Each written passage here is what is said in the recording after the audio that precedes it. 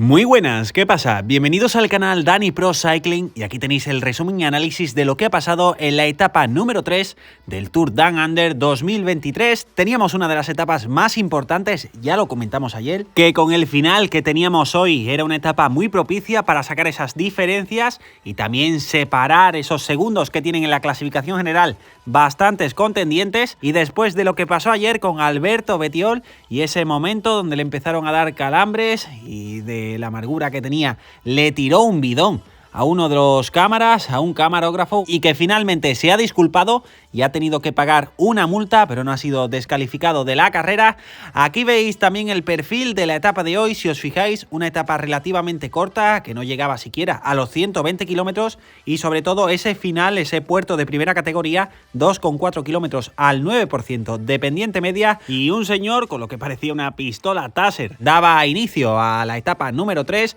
y veíamos en esas imágenes grabadas antes de empezar el directo que se formaba una fuga de dos hombres. En este caso era Honoré, que ahora está este año en el IF, como vimos en el resumen de la etapa prólogo, que tuvo también una caída, y poco después también saltaba Fabio Feline y se iban los dos, cogían los puntos de la montaña y de los sprint intermedios, y por detrás veíamos esa lucha entre Groff y Strong por esos puntos, así que estos dos por delante con unos 4 minutos y medio aproximadamente cuando quedaban 80 kilómetros para el final, mientras por detrás tiraba el Jumbo del líder de Rohan Dennis, pero poco después también entraban los Alpecin cuando quedaban unos 70 kilómetros al final, también pendientes de la posible victoria que pudiera conseguir Jay Vine, que ya ayer se le vio con unas piernas espectaculares. Pasaban por el siguiente sprint intermedio, que nuevamente pasaba Feline en primer lugar, segundo Honoré, y veíamos por detrás que también iba a haber esa lucha por los puntos. Los Alpecin se colocaban, aprovechando que estaban en esas primeras posiciones, nuevamente para que Groff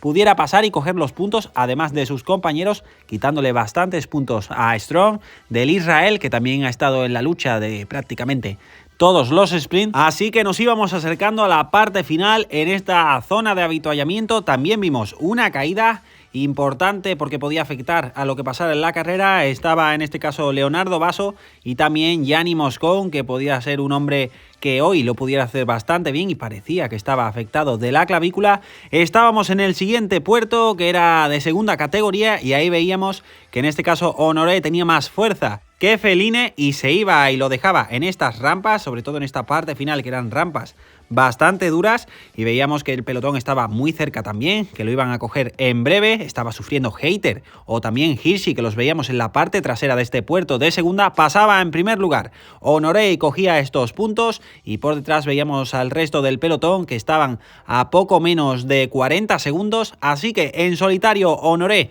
en lo que quedaba de la carrera, y por detrás había muchos equipos que ya querían estar bien colocados porque después de esto era un constante sube y baja. Veíamos ahí los calambres que estaba teniendo Feline después de haber estado todo el día en la fuga, pero podía soportar estos distintos repechos, y aproximadamente a 25 kilómetros del final ya iban a cazar a Honoré, que ahí lo veíamos despidiéndose a la cámara y saludando, y le daban caza todos los equipos queriendo estar bien colocados en este terreno sube y baja constante, y en esa tensión una nueva caída que vimos en esta parte a unos 15 kilómetros del final, que afectó al ciclista del Cofidis Harrison Woods y también a Strong, que veíamos que Froome se paró para intentar también ayudarle y poder reintegrarlo en la parte del grupo, aunque hoy no era una de las etapas más favorables para Strong. También veíamos a Rohan Dennis rodando en la parte media del pelotón, mientras los Ineos querían comandar en esta parte de inicio, justo antes de llegar a la zona de la subida, pero los UAE estaban muy fuertes también en el día de hoy, metiendo muchísimo ritmo, muchísimos bandazos también, y en uno de los repechos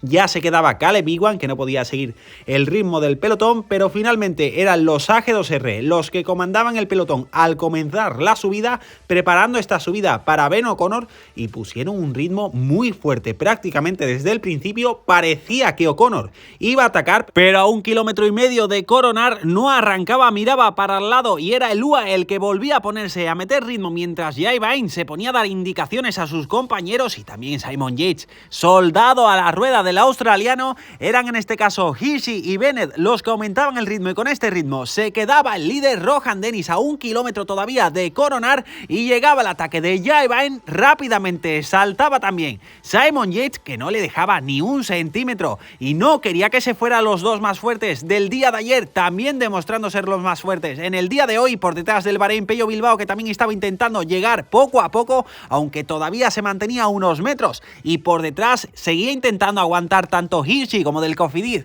La FEI, que estaba intentando llevar un ritmo, Pello Bilbao lo soltaba y se iba a por los dos que estaban por delante y poco a poco iba recortando hasta que contactaba justo antes de coronar y Jai Vine, sin pedir un solo relevo, a base de ritmo se hizo prácticamente el último kilómetro completo de esta subida y pasaba en primer lugar. A partir de este momento 5 kilómetros y medio aproximadamente de bajada y ya pasaban tanto Simon Yates como el propio Pello Bilbao. Por detrás se estaban juntando distintos grupos para intentar contactar. No teníamos muchas referencias en este momento, pero parecía que la ventaja que habían cogido estos tres era grande. Mientras la moto nos enseñaba un grupo donde estaban Smith o Luis León Sánchez, parecía que la victoria estaba entre estos tres. Último kilómetro y Jai Vine intentaba sorprender, no quería esperar al sprint, pero Pello Bilbao rápidamente a su rueda y también aguantaba Simon Yates. Llegábamos a la parte final, recta de meta, con las cámaras fijas, volvía a intentarlo Jai Vine y perdía 1 metro Simon Yates. Pello Bilbao lanzaba el sprint desde lejos, Simon Yates intentando remontar, sprint final que iba a estar entre ellos dos, golpe de riñón y finalmente victoria para Pello Bilbao